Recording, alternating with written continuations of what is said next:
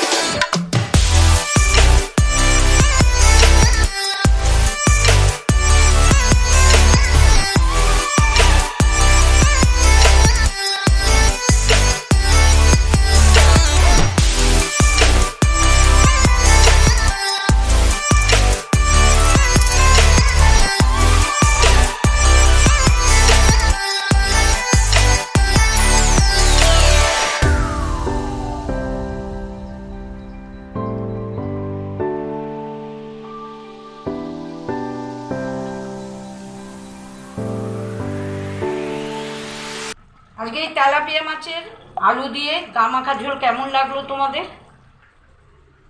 আজকের রেসিপি যদি ভালো লেগে থাকে তাহলে একটা লাইক করে দিও।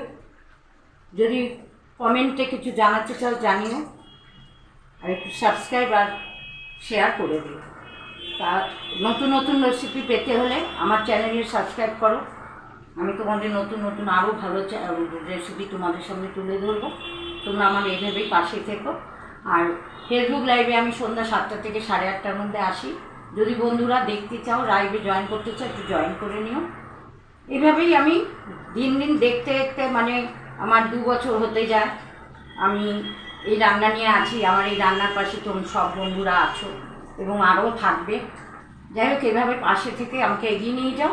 সবাই ভালো থেকো। আর তার আগে আরেকবার বলি, ফুল ভিডিওটা প্রথম থেকে শেষ পর্যন্ত দেখবে।